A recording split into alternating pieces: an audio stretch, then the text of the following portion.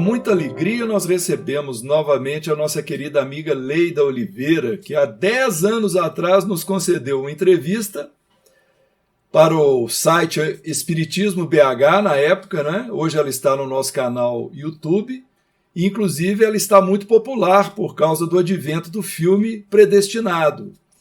Então nós convidamos a Leida para trazer mais informações para nós, acho que vai ser um papo muito interessante.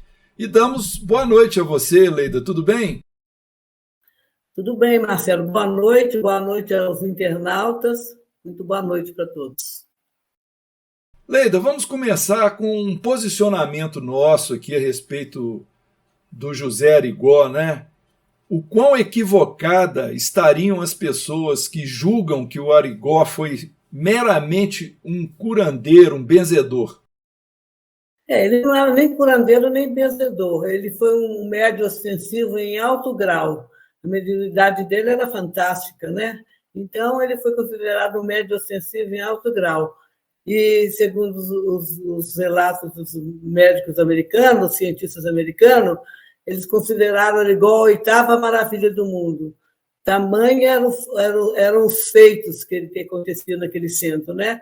Então, ele foi estudado por cientistas do mundo inteiro, porque foi um fenômeno único no mundo, né? Arigó foi o primeiro médium a fazer cirurgias espirituais. Ele foi o primeiro médium. Isso chocou cientistas do mundo inteiro que foram estudá-lo. Sabe que nas interações que nós temos tido aqui em nosso canal, porque já existem dezenas de milhares de visualizações da entrevista que nós fizemos, né, em 2012, e muitas pessoas que interagem conosco ficam perguntando se alguma vez o Arigó cobrou, recebeu algum dinheiro por alguma cura que ele tenha realizado. O que você nos esclarece sobre isso? Olha, com certeza absoluta eu posso afirmar que ele nunca cobrou um centavo de ninguém. Não existe nenhuma prova que ele tenha cobrado, inclusive nem no processo criminal, quando ele foi processado criminalmente, né, por curandeirismo, não existiu uma prova. Quem passava essas notícias que ele cobrava eram médicos da época, que eles não eram a favor do trabalho do Arigó, porque tiravam o ganho financeiro deles, né? E os padres também, que perseguiram muito o Arigó. Então, quem passou essas notícias foram eles, que passaram para a imprensa essas notícias. Mas eu afirmo com certeza que ele nunca cobrou, não existiu uma prova no processo criminal que ele tenha cobrado de alguém. Muito bem, e também, Leida, uma outra curiosidade dos internautas, muitos perguntam se o Dr. Fritz, o espírito Fritz, ele, depois da desencarnação do Arigó, se ele ainda manifesta através de outro médium. Você tem alguma informação a respeito disso? Olha, eu não tenho informação nenhuma sobre isso.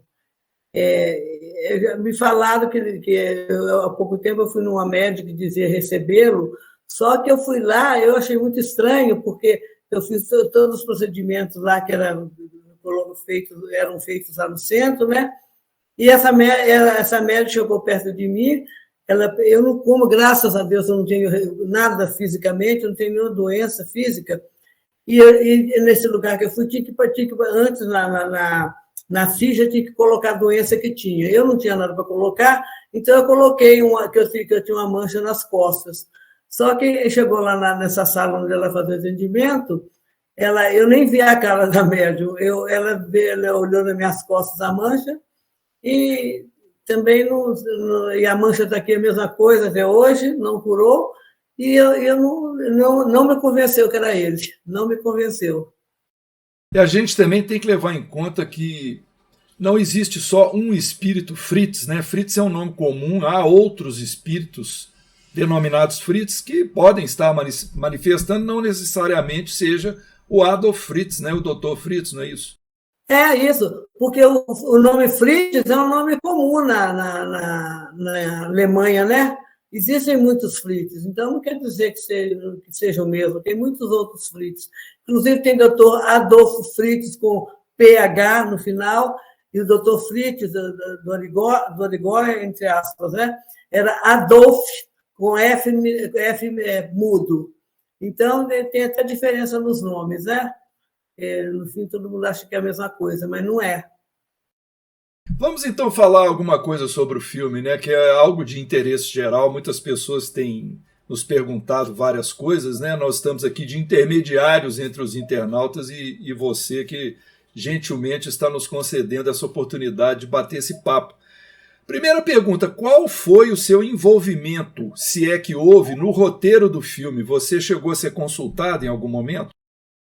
Não cheguei a ser consultado em momento nenhum. Quem passou as informações para o produtor do filme foi o filho do Arigó, né? Que, aliás, é o único filho dele que é espírita. E foi ele que passou as informações, eu não cheguei a participar de nada.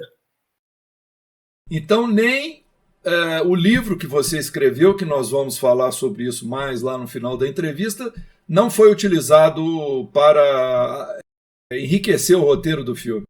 Não foi utilizado. O livro que foi utilizado teve um americano, John Fuller, que escreveu Arigó, o cirurgião da faca enferrujada, esse nome em português, né?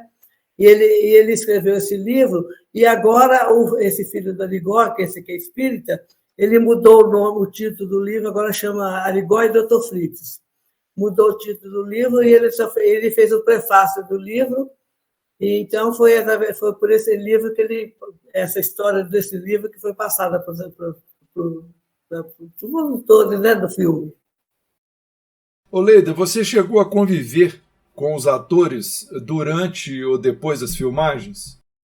Não, eu fiquei com eles, eu não convivi com eles, eu nem fui em Congonhas na época, né, que eu moro aqui em Campinas, eu nem fui por causa da pandemia, estava meio complicado a gente viajar, né? E eu fui agora, dia 30 de agosto, foi a estreia do filme em Congonhas, Predestinado. E a que faz a divulgação do filme, que ela chama Magali Bischoff, ela me convidou para assistir. Aí eu fui e assisti o filme, gostei muito do filme, né? Eu acho que ficou muito bem feita, a produção muito bem feita. E nem parece filme de produção brasileira, né? Porque ficaram muito bem feitos os cortes, né? E parece produção internacional. Mas eu não fui consultada de nada. E até que ponto você julga que o filme influenciou positivamente o pensamento do elenco acerca do espiritismo? Eles ficaram assim, agora que eu tive em Congonhas, agora no final de agosto, eu conversei com o Alexandre Borges, né, que foram 2 atores só para a estreia do filme em Congonhas. Eu conversei com o Alexandre Borges, ele disse que gostou muito da história, né? Ele representa no filme o senador, que foi curado em 1950 pelo Arigó. Ele foi a representação dele no filme. E o Danton Mello, que faz o papel principal, que faz o papel do médium, né? Aliás, ele faz 2 papéis. Ele faz o papel do Arigó e o papel quando o doutor Fritz está incorporado no Arigó. E ele me disse que ficou muito... Nossa, para ele foi maravilhoso ter participado desse trabalho, que ele disse que mudou a vida dele. Ele disse que não acreditava em Deus, que era completamente ateu, e a partir desse filme ele passou a acreditar em Deus. Então, só por ele já valeu, né? De ter conseguido essa crença, ter mudado a crença dele. E ele disse também que fez umas cenas no presídio, numa cidade do interior de Minas, e que mexeu muito com ele, que ele ficou com muito medo, e ele pedia ajuda para o Arigó. Ele teve certeza que o Arigó foi ajudá-lo. E também ele, como um ator popular, né, um ator de destaque, ao se vincular ao espiritismo, ele, de uma certa forma, também divulga a doutrina e atrai adeptos, não é isso? Com certeza, com certeza. Isso aí. Só dele fazer isso na TV, né, que chama na internet hoje, que cai na internet, vai para o mundo, né? E as pessoas tendo acesso a essas informações dele, eu acho que muita gente, com certeza, quis procurar a doutrina. Com certeza, muita gente, até para mim, muita gente escreve que depois de você assistir o filme do Arigó, que resolveram procurar a doutrina espírita para estudar, para conhecer melhor, né, os fatos, como acontece. Então, valeu muito, isso vai ajudar muito a doutrina espírita, com certeza. Se naquela época, para chamar a atenção, foram necessárias aquelas cirurgias feitas com cortes, que hoje a gente sabe que não é mais necessário, e agora a história da Ligó vem novamente fazer divulgação da doutrina espírita através do filme. Então, nada é por acaso, né? Nada é por acaso. Isso mesmo. E a gente, quando fala de adeptos, não é que o espiritismo busque isto, né? Busque proselitismo, mas busca sim a divulgação da doutrina, a motivação para você estudar, né? As obras da codificação, por exemplo. Isso tudo só vai agregar valor às pessoas que o fizerem. Você e seu pai foram representados no filme? Não. Aliás, o meu pai não, meu pai tem certeza. Agora, no filme aparece uma menina que eu não sei, disseram que é minha representação. Só que eu não me achei naquela menina, não. Para começar, ela era muito pequenininha. Eu comecei a ajudar com 10 anos, já era bem grande. Então, falaram que sou eu, tudo bem, né? Só agora, no final do filme, bem no final, aparece uma foto minha, porque eu estou numa fila, o doutor Fritz acendia assim na mesinha, né? Ele sentava na mesinha e aquela fila ficava em volta da parede. E eu entrava na fila para pegar receita para alguém. E aí, nesse dia, eu estava pegando a receita para alguém, e quando eu estou quase chegando na mesa do doutor Fritz, aí aparece a minha foto de um vestido amarelo e de óculos escuros. E essa aí sou eu. E aí, depois, no final, nos letreiros, aparece o meu nome, Leida Lúcia de Oliveira. Só isso, a participação foi bem pequena, né? Mas tudo bem. A sua vocação não é Patrícia, né, Leida? A sua vocação não. E o artista, e quem era a principal figura da história era o Ligó, né? Ele era a principal figura da história. Exatamente, mas eu gostaria que você comentasse ainda a respeito do seu pai não ter tido representação, porque eu, ao assistir o filme, eu estava achando que uma determinada pessoa estava representando seu pai, então isso não aconteceu. Não aconteceu. Aquela outra pessoa representou o Sr. Orlandino, que era um que ajudava lá também, e só que ele saiu do centro bem antes dos Heligóis encarnar. Ele já tinha saído de lá. E passou ele, e passou também o Preto, né, que era o que datilografava as receitas junto comigo, apareceu também, tinha apelido de Preto, chamava Altomir Gomes. E ele apareceu também no filme. Mas você achou justo o seu pai ter ficado de fora? Porque, pelo que você relata, ele foi um amigo muito íntimo e um grande trabalhador lá com o Arigó, né? Na verdade, ele ajudou desde o primeiro dia, porque o Arigó não era espírita, né? E meu pai já era espírita há muitos anos, ele lia muito, né? Ele frequentava o centro espírita. Ele mudou-se para Congonhas e, chegando em Congonhas, ele ganhava muito pouco, porque ele aposentou ele morava em Nova Lima, mas trabalhava na mina do Morro Velho. E o pó da mina fez muito mal para ele, ele ficou tuberculoso. Então, ele teve que se aposentar por isso, resolveu ir para Lafayette, que é a terra natal dele e da minha mãe. Aí resolveram ir para Lafayette. A minha mãe foi na frente para alugar uma casa. Eu vou contar uma história interessante. A minha mãe foi na frente, alugou uma casa e mandou recado para o meu pai que tinha alugado a casa, que já estava com a chave da casa. Meu pai pegou um motorista, arrumou um motorista lá em Nova Lima, colocaram a mudança no caminhão e eles foram para Lafayette, na BR-040, né? Quando chegando em Congonhas, bem na entrada tem um profeta do Aleijadinho, não um profeta original, uma cópia do profeta do Aleijadinho indicando a cidade, né? Aí meu pai falou para o motorista: vamos entrar aqui que eu quero dar uma olhadinha nessa cidade. Aí mandou o motorista parar o caminhão na praça e foi dar uma volta na cidade. Aí passou um tempinho, ele voltou no caminhão e falou para o motorista: eu não vou mais para Lafayette, eu vou ficar aqui, acabei de alugar uma casa. Naquele tempo o contrato era boca a boca, né? Não fazia contrato escrito, nada. E meu pai ficou lá na cidade. Levaram a mudança para lá e mandou recado para minha mãe foi para Congonhas.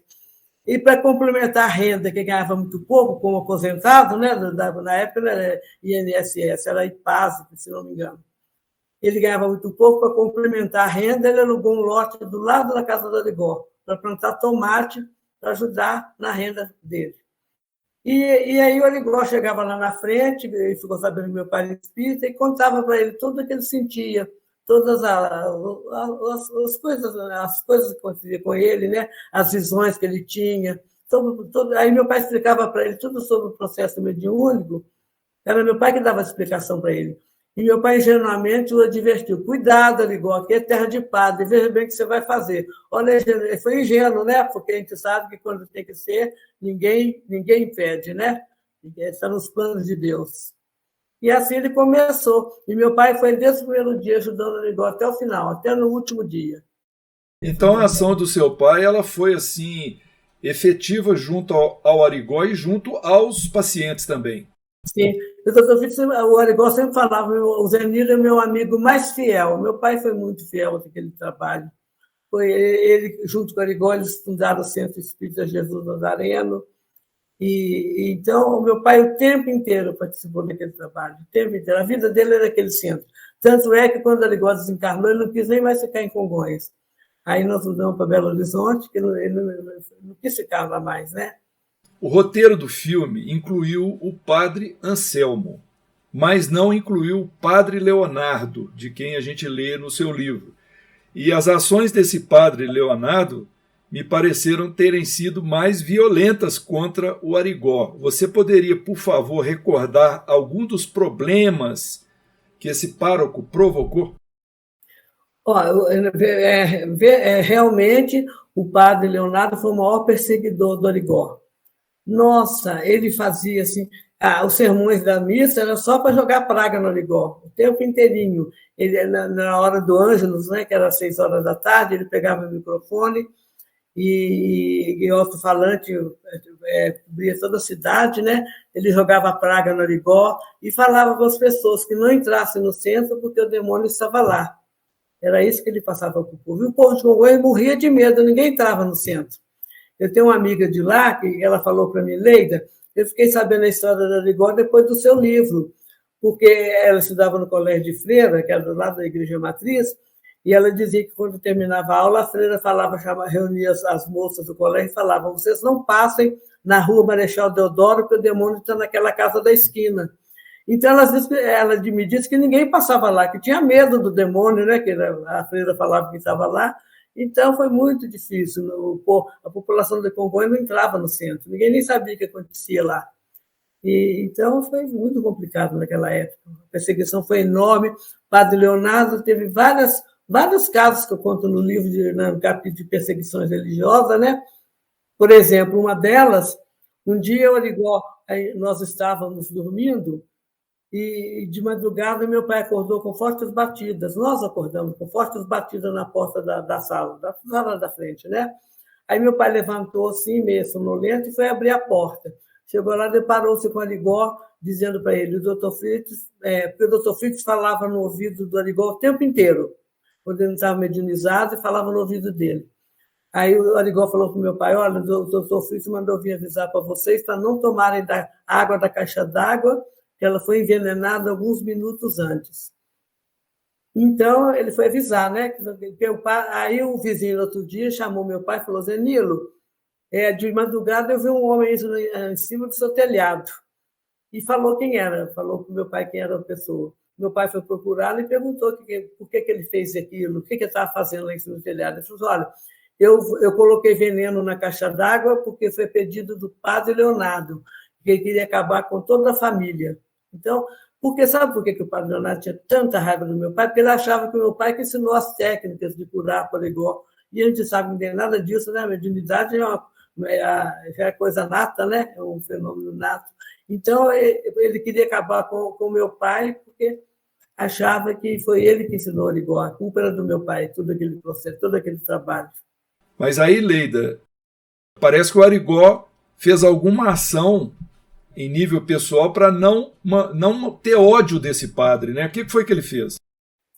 Então, quando nasceu o seu 6º filho, ele foi até o cartório registrar essa criança. Chegando lá, o escrivão perguntou que nome que daria a criança, ele falou assim: Leonardo. Então, as pessoas ficaram encabuladas. Nossa, o padre Leonardo era o nome da pessoa que mais o perseguiu, né? Mas ele era uma pessoa de coração muito generoso, ele não guardava a raiva das pessoas. E ele falava que o padre fazia aquilo por ignorância, ele não ficava com raiva, ele não tinha mágoa das pessoas. E aí ele deu o nome de Leonardo, o nome do padre para o filho. Agora, essa é uma pergunta de uma curiosidade muito minha própria. Eu sei que outras pessoas do meu hall de amizade também ficaram com essa dúvida. É que quando nós assistimos o filme, sem querer fazer spoiler, né? Mas o episódio da predição, da premonição da própria morte, ele reflete a vida real. Isso aconteceu mesmo? O Arigó prevendo que ia morrer por acidente de carro? Ele sabia que ia desencarnar cedo, porque, sabe, Marcelo, não tinha condição. Era muita gente, era muita gente. Um dia, agora você imagina, enquanto ele era tão perseguido, enquanto ele era tão perseguido, já atendia aquele monte de gente, imagine depois que o presidente da República, Arthur Zarcosta Silva, deu autorização para ele fazer o trabalho de cura. Porque um dia ele igual foi a Belo Horizonte resolver umas coisas pessoais dele, e ele passando na frente de um hotel aí em Belo Horizonte, o Costa e Silva viu o Arigó passando e reconheceu, né? Porque ele saía sempre nas revistas, tudo, na televisão, tudo. Aí o Costa e Silva chamou ele: ô, Zé Arigó, que prazer te conhecer, né? E a dona Yolanda também, que era a primeira-dama, veio, abraçou o Arigó, ficou muito feliz de conhecê-lo.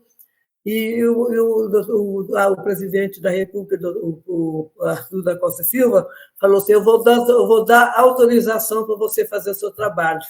Né? Agora, vocês imaginam, enquanto ele era tão perseguido, já tinha tanta gente, imagina recebendo autorização do presidente da República. Ele, nenhum médico conseguiria trabalhar dia e noite sem descanso, né? O nosso corpo precisa descansar. Ele atendia normalmente das 6 da manhã até 9 horas da noite. Agora, você acha que ele iria aguentar trabalhar a noite inteira? Ninguém, nenhum ser humano não conseguiria isso. Então, por isso que ele foi retirado mais cedo, foi por misericórdia da espiritualidade mesmo, ele foi retirado mais cedo. Isso tem sentido, mas a minha pergunta é se ele teve premonição da morte, porque o filme retrata ele prevendo que ia morrer no acidente de carro. Eu achei isso um pouco exagerado, desculpa a minha opinião aqui. Ficou um pouco exagerado, assim, algumas coisas ficou exagerado, porque e não foi nem daquela forma, não foi totalmente daquela forma. Ele bateu num outro carro, foi um outro carro do Dersa, um engenheiro do Dersa, que bateu no carro dele. E no filme parece o carro batendo na árvore, né? Então, teve alguma. Não foi assim fiel a esse fato do filme. Então, essa premonição pode ter sido uma licença poética, lá vamos dizer assim, um ingrediente que eles colocaram no filme para torná-lo mais emocionante, né? Pode ser. E tanto é que, por exemplo, que nem no filme, né? A pessoa que está junto, que desencarnou com o Arigó, fala: para, Arigó, você lembra disso? Ele fala: mandando parar.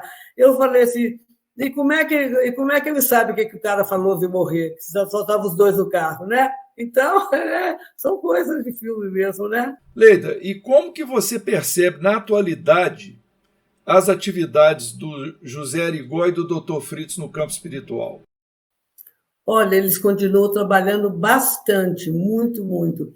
Tanto é que o mentor da casa espírita que eu frequento me disse que ele tem acesso ao Dr. Fritz, né? E ele me disse que foi feita na minha casa uma sala de cirurgia onde os espíritos fazem as curas de irmãos encarnados e desencarnados. Então, eu tenho um caderno, que eu falo que é o caderno do Dr. Fritz. Todas as pessoas que estão doentes, eu coloco o nome, mesmo os desencarnados também, que são ajudados, né?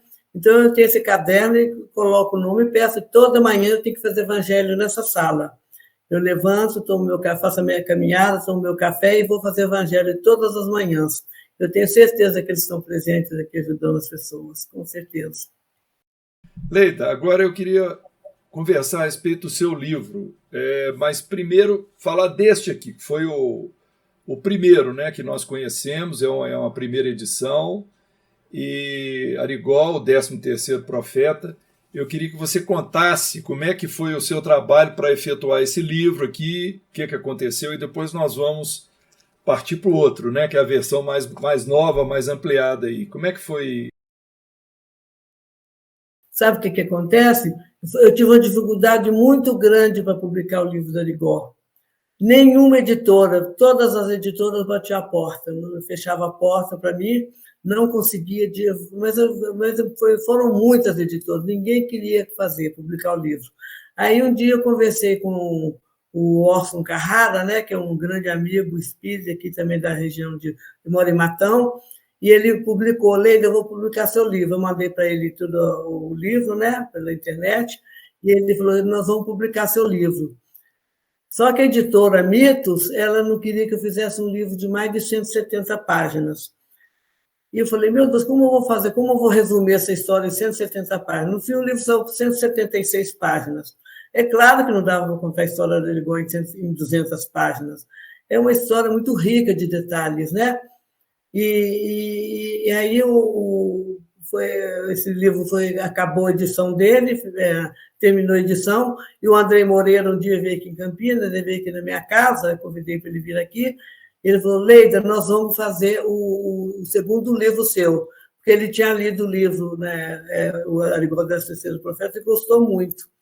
Então, ele falou assim: vamos fazer, a AME vai publicar o seu livro. E aí foi esse segundo que eu coloquei, foi a AME, a editora foi a AME, né, que publicou. E aí eu tive liberdade de escrever mais coisas. Ele botou uma coisa muito interessante nesse livro, tem os QR Code, né? QR Code que vocês podem assistir cirurgias espirituais, as cirurgias que o Arigó fazendo através dos filmes do QR Code. Tem várias coisas, né? Tem palestras, tem música, tem até eu cantando, né, Marcelo? Não sei se você chegou a ver. A música que eu cantava lá para o Juscelino Kubitschek, né? Para Arigó Coroa, filho de Juscelino Kubitschek, ele ia muito lá em Congonhas. E o Juscelino Kubitschek era um celesteiro. E ele pedia para eu cantar para ele a música sertaneja. Aí o Andrei falou: Leida, você gosta de cantar? Vamos botar a música do JK no seu livro. Aí botou no QR Code a música. Então ficou interessante, foi o primeiro livro com QR Code no país. E através desse QR Code é muito interessante as pessoas assistirem às cirurgias, Arigó cortando, né? É lógico que eles não quiseram botar, até o filme dos cientistas da NASA nesse QR Code, mas eles não quiseram botar cirurgias assim, grandes, né? Abrindo abdômen, porque disse que poderia chocar as pessoas.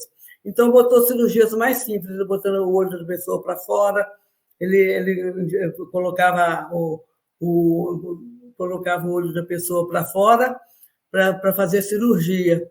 Então, mesmo assim, essas cenas às vezes chocam algumas pessoas, né? E ele fez isso comigo também, essa cirurgia. Não que eu precisasse, eu não sentia nada, não tinha nada na vista. Mas ele quis fazer uma demonstração para as pessoas que estavam lá, que não acreditavam. Ele pegou uma faca que estava sobre a mesa, me encostou na parede, enfiou a faca no meu olho, botou meu olho para fora e falou assim para mim: olha, desse olho que eu estou colocando a faca, você nunca vai perder a visão dele. E realmente não perdi, Marcelo. Hoje eu tenho 75 anos e nunca usei óculos, nem para perto nem para longe. Quando eu vou na autoescola fazer exame, né, para renovar a carteira de motorista, o médico pergunta assim: qual que é o seu segredo, menina? Ele fala para mim: qual que é o seu segredo? Me manda, examina 3, 4 vezes para ter certeza que eu enxergo bem. Aí o último falou assim para mim: qual que é o segredo? Eu falei assim: eu não vou falar que era o doutor Fritz, né, que tinha feito, que não ia acreditar. Aí ele falou assim: deve ser usados em Minas Gerais, né? Eu falei: pode ser, ficou por isso mesmo. Só para esclarecer aos internautas, a AME, que a Leida citou, é a Associação Médico Espírita de Minas Gerais. O Andrei Moreira, médico, era o presidente, né? E ele fez um trabalho muito bonito aqui, essa instituição, com um livro ilustrado, com muitas fotos, com muito mais texto, tem essas facilidades do QR Code, e é uma obra que, através da Associação Médico Espírita, você doou, né, os seus direitos autorais, não é isso? Sim, doei todos os direitos autorais para a AME, porque eu não fiz esse dinheiro para ganhar, eu não fiz esse livro para ganhar dinheiro. A minha intenção era, como eu sou a única encarnada do grupo que ajudou o Igor, eu não poderia deixar perder essas histórias. Então, eu quis para deixar escrito para a posteridade, né? O que acontecia naquele centro. E tem histórias muito interessantes, muito interessantes. Não podia deixar perder essa história do Arigó. Leida, para a gente encerrar, só para satisfazer também alguns internautas que questionam o seguinte: por que não tem mais pessoas como o Arigó? Por que não existem mais esses casos de médiums que têm esses processos de cura tão ostensivos? Então você podia esclarecer, né, os nossos ouvintes e internautas aí quais são os propósitos aí do plano superior quando esses médiuns encarnam aqui na Terra, né? Porque hoje não existe mais a necessidade, né? Porque a doutrina espírita já está bem divulgada. O trabalho de Arigó veio para fazer a divulgação da doutrina espírita. Então, com água fluida e passe, é claro que se fosse um trabalho dessa forma, não iria chamar a atenção dos cientistas do mundo inteiro. Então, precisou de ser com corte para chamar a atenção. E por isso, quantos cientistas da Alemanha, da Rússia, de vários países, né? E os mais importantes do mundo na época eram os cientistas da NASA. E eles ficaram chocados com o trabalho do Arigó, cientista da NASA. O Dr. Henry Puhari, que era médico e o chefe da NASA, ele disse que aquele trabalho de Arigó parecia uma coisa assim do outro planeta. Aliás, toda vez que ele chegava em Congonhas, ele ajoelhava nos pés do Arigó, ele ajoelhava mesmo. Beijava os pés dele porque ele achava que Arigó era de outro planeta. Ele achava que Arigó era um ser humano normal. E eles viam aquela cirurgia e diziam que parecia que estava num ambiente de ficção científica. Então, isso aí chamou muita atenção deles. Essa é a primeira vez que ele foi para Congonhas, ele viu muitas cirurgias, aí ele voltou para os Estados Unidos, aí formou uma equipe de médicos, físicos, das maiores universidades dos Estados Unidos, né? Da Harvard, das maiores universidades, e voltou com a equipe para fazer o estudo sobre o trabalho do Arigó. Eles ficaram impressionados com tudo aquilo que aconteceu. Leida, por que nem todo mundo poderia ou pôde ser curado pelo Dr. Fritz? É o seguinte, a gente sabe que nem todos merecem a cura, né? As pessoas têm os débitos, né, de vidas passadas, ou mesmo dessa vida, né? E não podem ser curadas. E o Dr. Fritz sabia quando essas pessoas não poderiam ser curadas. Eu vou contar uma história que eu acho muito interessante. As pessoas iam lá, porque como eu já falei antes, fazia uma fila encostada na parede, que já falava que era corrente espiritual. As pessoas ficavam nessa fila e os espíritos da equipe do Dr. Fritz examinavam essas pessoas na fila e passava para o Dr. Fritz o que a pessoa tinha. Então, quando a pessoa chegava na frente da mesa do Dr. Fritz, a pessoa ia dizer a doença, ele falava: não precisa falar nada que eu já sei tudo. Ele sabia porque os espíritos eu tinha contado para ele, que tinha examinado as pessoas na fila, né? Agora, eu vou contar uma história interessante, porque eu ajudava a datilografar as receitas, eu e o Altomir Gomes. E toda vez quando os espíritos avisavam para o Dr. Fritz que a pessoa ia desencarnar, o que ele fazia? Ele não dava receita. Porque se desse a receita e a pessoa desencarnasse logo em seguida, ia falar que foi ele que matou, né? Que foram os remédios que matou. Porque enquanto que ele curava, era tão perseguido, imagina se morre alguém depois de tomar a receita dele, né? Então, o que o Dr. Fritz fazia? O Dr. Fritz pegava o papel do receituário, colocava escrevia umas coisas lá, são mensagens, né? E colocava um código no canto direito, em cima, do lado direito do receituário, colocava um código. Aí ele chamava Leida, aí eu levantava e ia pegar a receita, entregava na minha mão. Quando a gente recebia aquele papel do receituário com código, a gente sabia que a pessoa ia desencarnar. E aí a gente escrevia uma mensagem do Evangelho, datilografava uma mensagem do Evangelho. E as pessoas iam embora, sem saber o porquê daquilo, também não questionava, passava um tempo, ela desencarnava, e assim, mas pelo menos ninguém nunca desencarnou depois de ter tomado o remédio dele, né? Porque você pensou, se tivesse acontecido isso, o que iria suceder, né? Eu vou contar uma história também que aconteceu no centro. Um dia chegou um senhor lá, ele estava muito doente, e ele estava sentado no banco, aguardando as pessoas, aguardando todos no banco sentados, esperando o Arigó chegar. E de repente esse homem caiu no chão. Ele caiu no chão, aí eu e meu pai corremos para auxiliá-lo, né? Meu pai fazia massagem no seu coração, ele não voltava de jeito nenhum. Nós ficamos no maior aperto, né? Imagina se aquele homem sai morto do centro, o que ia suceder ao Arigó? Aí eu falei para o meu pai assim, espera, pai, que eu vou procurar o Arigó. Só que ele já tinha saído, e às vezes ele saía, nem ia para casa almoçar, ele ia para o sítio, porque as pessoas não davam folga para ele. Ele ia para casa, era telefonema, era gente chamando, não podia nem descansar um pouco. E esse dia ele foi para o sítio, aí eu falei para o meu pai, olha, eu não achei o Arigó. Meu pai falou, então corre lá na casa do médico que tinha perto do centro, que chamava o doutor Venceslau, chama ele para vir atender o senhor que estava lá caído no chão, né? Aí eu corri na casa do médico, ele foi comigo até o centro.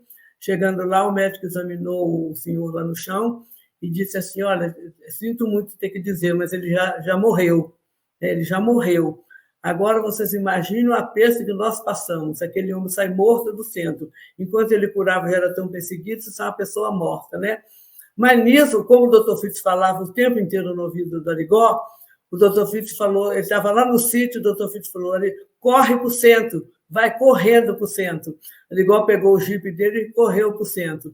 Chegando lá, ele entrou, o doutor Fritz manifestou imediatamente, e o Arigó era de complexão forte, né? Ele pegou o homem no chão, sentou o homem no banco e falou assim para ele, quero que você vá morrer na sua casa, não aqui dentro do centro. E o homem, assim, levantou, falando umas palavras, um idioma que ninguém entendia nada do que ele falava, e ele saiu andando do centro e foi desencarnar lá fora. Então, o doutor Filho falou, vai desencarnar lá fora, aqui dentro você vai sair andando, aqui você não vai morrer. Agora vocês vejam a proteção que tinha o trabalho espiritual, né? Os espíritos não permitiram que fosse cortado o cordão fluídico, né, que liga o corpo ao espírito, porque se tivesse sido cortado, teria mais volta, mas no caso os espíritos não permitiram que fosse cortado dentro do centro. Isso aconteceu lá fora. Aí, então não tinha jeito, nunca conseguiram provar nada contra o Arigó, era impressionante aquele trabalho. Uma mediunidade assim, por isso chamou a atenção dos cientistas do mundo inteiro, né? E ficava todo mundo impressionado com tudo aquilo que acontecia dentro do centro. Principalmente os cientistas, né, que eram materialistas, não aceitavam o espírito, né, e via tudo aquilo, não era muito fácil para eles entender, né? Leida, e você considera que muitas curas aconteceram também assim pela fé das pessoas que procuravam lá o trabalho do Fritz? Ah, sim, muitas, as pessoas tinham muita fé, né? E tinham muita fé. E elas iam com a certeza que iam ser curadas. Muitas e muitas pessoas foram curadas de uma forma espetacular. No meu livro tem tantos casos, né, que agora não vem assim à mente, mas foram curas maravilhosas.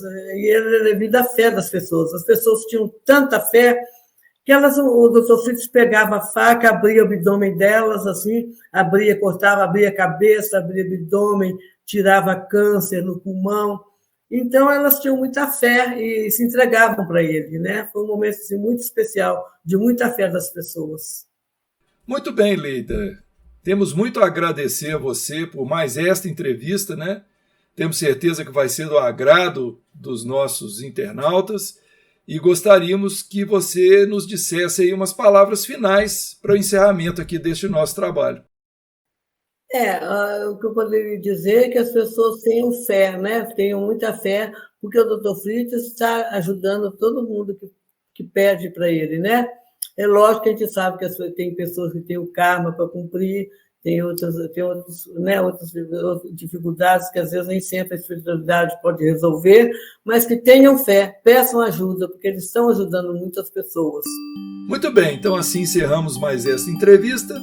Que Jesus nos abençoe a todos nós. Muita paz.